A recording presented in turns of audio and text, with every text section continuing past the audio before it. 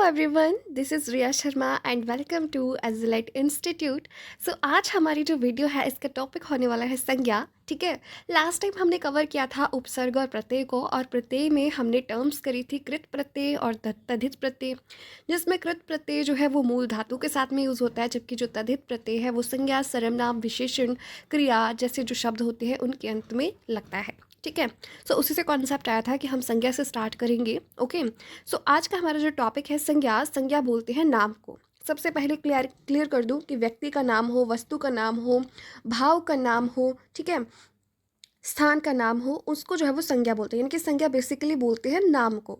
और नाम क्या होती है? हमारी पहचान होती है, और पहचान को हम संज्ञा बोलते हैं। जैसे कि लड़का होना, लड़की होना हमारी पहचान है, वो हमारी जाति है। ठीक है। पशु होना, पक्षी होना, ये उनकी जाति होती है। ठीक है। तो और वो उनकी संज्ञा होती है। ठीक है। हम उनको संज्ञा देते हैं, कैटेगरी देते हैं, कैटेगराइज करते हैं कि कोई चीज़ जो है वो किसी दूसरे से अलग कैसी है, उसकी अपनी पहचान क्या है, पर्टिकुलरली एक जाति के फॉर्म में, इंडिविजुअल की फॉर्म में, प्राणी की फॉर्म में। ठीक है। इसलिए हम नाम लेते हैं और उस नाम को संज्ञा कहा जाता है। ओके। बात करें इसकी डेफिनेशन की, जो हमने आज तक पढ़ी है, वो है किसी व्यक्ति, वस्तु, स्थान, भाव, प्राणी आदि के नाम को संज्ञा बोलते हैं।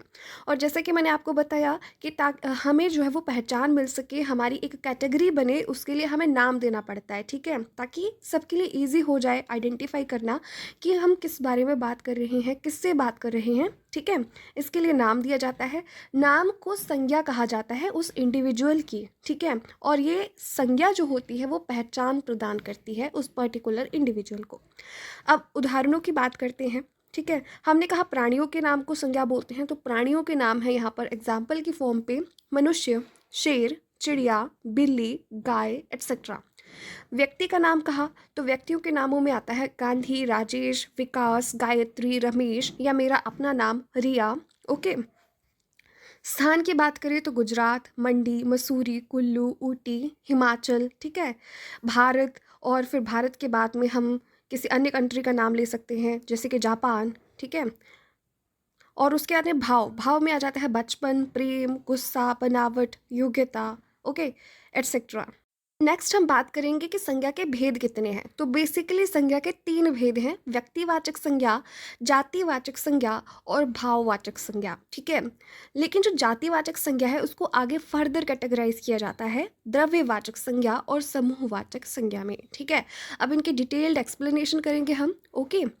सो सबसे पहले आता है हमारे पास में व्यक्तिवाचक संज्ञा, जो किसी व्यक्ति, स्थान या वस्तु का बोध कराती है, उसको बोलते हैं व्यक्तिवाचक संज्ञा। यानी कि किसी भी व्यक्ति का नाम, किसी भी स्थान का नाम या किसी पर्टिकुलर वस्तु का नाम जो है उसको व्यक्तिवाचक संज्ञा की कैटेगरी में रखा जाता है। जैसे कि उदाहरण है यहाँ पर राम, गंगा, पटना एट्सेट्रा। ठीक है। नेक्स्ट आता है हमारे पास में जातिवाचक संज्ञा। तो जो संज्ञा किसी जाति समूह का बोध कराती है वे जातिवाचक संज्ञा कही जाती हैं। फॉर एग्जाम्पल के लिए इसमें आते हैं जैसे एक जैसी चीज़ें जो दिखती हैं, जिनके फीचर्स सेम टू सेम होते हैं, जैसे कि लड़कियां, लड़कियों के फीचर्स आपको अलग से लग जाते हैं पता, तो वो लड़की जाति में आती है। लड़कों के फीचर्स अलग होते हैं तो उनको लड़कों की जाति में रखा जाता है। पशुओं के बारे में हमें पता है तो हम पशुओं की कैटेगरी के आधार पर, उनके फीचर्स के बेसिस पर हम बता देते हैं कि ये पशु हैं। और पशुओं में भी आगे कैटेगरी होती है, ये कुत्ता है, ये बिल्ली है, ये गाय है। ठीक है। ये भैंस है। इस तरीके से हमारे पास में जातियाँ कैटेगरी को बोला जाता है। ठीक है। यानी कि सेम क्लास में जो चीज़ें आती हैं उनको जातिवाचक संज्ञा में रखा जाता है। एग्जाम्पल्स है इसमें नदी, पर्वत, लड़की आदि। ओके। सो नदी जातिवाचक संज्ञा है क्योंकि यह सभी नदियों का बोध कराती है। नदी एक तरीके से बहती है और उसके फीचर्स को अगर हम देखते हैं तो हम बता देते हैं कि ये नदी है, ये नाला है, ये समंदर है। ठीक उसी तरह से नदी की जो कैटेगरी में आएगी उसको हम नदी बोल देंगे। ठीक है। किंतु गंगा एक विशेष नदी का नाम है, इसलिए गंगा व्यक्तिवाचक संज्ञा है। ओके। तो इन्होंने क्या कहा कि नदी जो है वो जातिवाचक संज्ञा में आता है, लेकिन जब हम उस पर्टिकुलर नदी को भी नाम दे देंगे तो वो क्या आ जाएगी हमारे पास में, व्यक्तिवाचक संज्ञा आ जाएगी। अब बात करेंगे हम जातिवाचक संज्ञा के 2 भेदों के बारे में। हमने अभी अभी पढ़ा कि जातिवाचक संज्ञा के 2 भेद हैं, द्रव्यवाचक संज्ञा और समूहवाचक संज्ञा। तो बेसिकली मैं बता दूं तो द्रव्यवाचक संज्ञा से अभिप्राय होता है सामग्री या पदार्थ। ठीक है। यानी कि जिस शब्द से हमें सामग्री या पदार्थ का बोध होगा उसको हम द्रव्यवाचक संज्ञा में डालते हैं। जैसे कि एग्जाम्पल हो गया सोना, चांदी, तांबा, लोहा और ऊन आदि। ठीक है। और उसी तरह से जब हमें समूह का बोध करवाएगा कोई शब्द तो उसको हम समूहवाचक संज्ञा में रखते हैं। ठीक है। ओके। मतलब उसमें किसी एक व्यक्ति का या एक वस्तु का बोध नहीं होगा, उसमें मल्टीपल चीज़ों का बोध होगा, जैसे कि वर्ग, टीम, सभा, कक्षा, समिति, आयोग, परिवार, पुलिस, सेना, ये रैली। ठीक है। सभा, जनसभा, इस तरीके से जितने भी शब्द होते हैं जो कि हम एक समूह का बोध कराते हैं तो उनको हम समूहवाचक संज्ञा की कैटेगरी में रखते हैं। और इस तरीके से द्रव्यवाचक संज्ञा और समूहवाचक संज्ञा हमारे पास में जातिवाचक संज्ञा के अंडर आते हैं।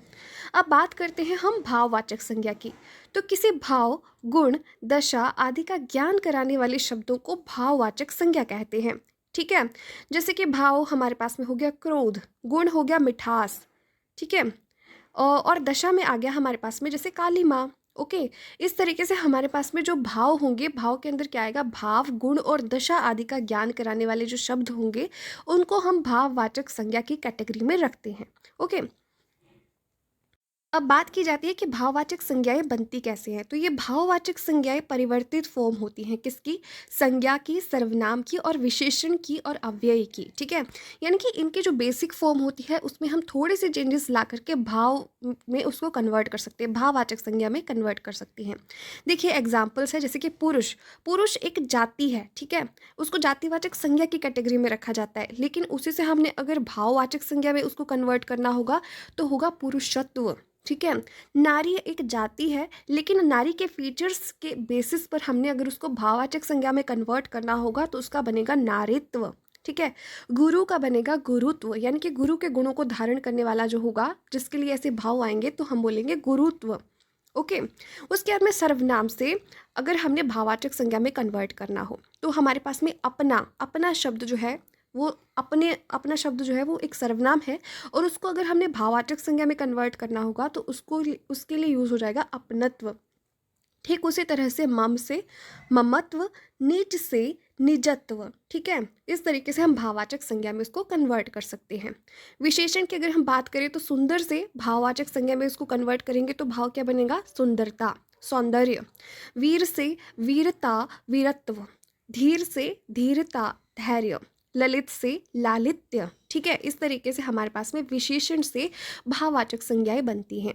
अव्यय से भाववाचक संज्ञा बनानी होगी तो अव्यय होते हैं हमारे पास में रूढ़ शब्द, यानी कि जो चेंज नहीं हो सकते, जैसे कि दूर, दूर से हम भाववाचक संज्ञा में कन्वर्ट करेंगे तो बनेगा दूरी। निकट से चेंज करेंगे तो बनेगा निकटता। नीचे से चेंज करेंगे तो बनेगा निचाई। रुकना को चेंज करेंगे तो बनेगा रुकावट, और थकान से कन्वर्ट करेंगे तो बनेगा थकावट। ठीक है। अब इस तरीके से हमारे पास में हमने कवर किया कंप्लीट संज्ञा के चैप्टर को, संज्ञा के अर्थ को कवर किया, उसकी डेफिनेशन को कवर किया, डिटेल में डिस्कस किए हमने उसके पांचों के पांचों भेद, जिसमें कि 3 उसके बेसिक भेद होते हैं और जातिवाचक के फर्दर जो है वो डिवाइड करके 2 अन्य भाव बनते हैं, द्रव्यवाचक और समूहवाचक। ठीक है। तो 3 जो बेसिक थे वो थे व्यक्तिवाचक संज्ञा, जातिवाचक संज्ञा, भाववाचक संज्ञा। जातिवाचक संज्ञा के आगे फर्दर भेद थे द्रव्यवाचक संज्ञा, जिससे कि हमें किसी सामग्री का या पदार्थ का बोध होगा, और समूहवाचक संज्ञा से हमें समूह का बोध होगा, यानी कि एक से ज़्यादा, एक या 2 से ज़्यादा जब लोगों का समूह हो या पशुओं का समूह हो या किसी भी चीज़ का समूह हो, उसका जो हमें बोध कराएगा उसको समूहवाचक संज्ञा की कैटेगरी में रखेंगे। व्यक्तिवाचक संज्ञा में हमारे पास में व्यक्ति, स्थान या वस्तु का बोध होगा। जातिवाचक संज्ञा में पर्टिकुलर सेम तरह के फीचर्स रखने वाली कैटेगरी के जो हमारे पास में प्राणी होंगे उनकी जाति का बोध होगा। भाववाचक संज्ञा से हमें बोध होगा किसी के भाव, गुण, दशा आदि का ज्ञान। ठीक है। तो इस तरीके से हमने इसके भेदों को भी कवर कर लिया, और अब हम कवर करेंगे प्रीवियस ईयर्स में पूछे गए क्वेश्चंस को, जिससे कि आपको पता लग सके कि एग्जाम्स में संज्ञा से रिलेटेड क्वेश्चन किस तरीके से आते हैं। तो सबसे पहला क्वेश्चन है, वस्तु, स्थान, भाव या विचार के द्योतक शब्द को क्या कहते हैं। आपके पास में ऑप्शंस हैं संज्ञा, सर्वनाम, विशेषण या विशेष्य। तो इसका जो करेक्ट आंसर होगा वो होगा संज्ञा। हमने अभी अभी संज्ञा की डेफिनेशन की कि किसी भी वस्तु, स्थान, भाव या विचार के द्योतक शब्द को संज्ञा कहते हैं। नेक्स्ट क्वेश्चन है व्युत्पत्ति के आधार पर संज्ञा के कितने भेद होते हैं। तो उत्पत्ति के आधार पर हमने देखा कि संज्ञा के 3 भेद होते हैं, व्यक्तिवाचक संज्ञा, जातिवाचक संज्ञा और भाववाचक संज्ञा। तो इसका जो करेक्ट आंसर हो जाएगा वो होगा ऑप्शन नंबर ए, 3 भेद होते हैं। स्त्रीत्व शब्द में कौन सी संज्ञा है। तो अगर स्त्री शब्द होता तो ये हमारे पास में जातिवाचक संज्ञा आती, क्योंकि स्त्री से हमें स्त्री जाति का बोध होता है। लेकिन क्योंकि ये स्त्रीत्व है तो इससे हमें किस चीज़ का बोध हो रहा है, भाववाचक संज्ञा का। तो इसका ऑप्शन नंबर सी जो है वो करेक्ट हो जाएगा, ठीक है, भाववाचक संज्ञा। और नेक्स्ट है हमारे पास में बुढ़ापा भी एक प्रकार का अभिशाप है, ठीक है। इस वाक्य में रंगीन शब्द में छपे शब्द की संज्ञा बताइए। ओके, सो बुढ़ापा हमारे पास में व्यक्तिवाचक संज्ञा नहीं है, क्योंकि इससे हमें किसी व्यक्ति का बोध नहीं हो रहा, ठीक है, न हमें किसी स्थान का बोध हो रहा है।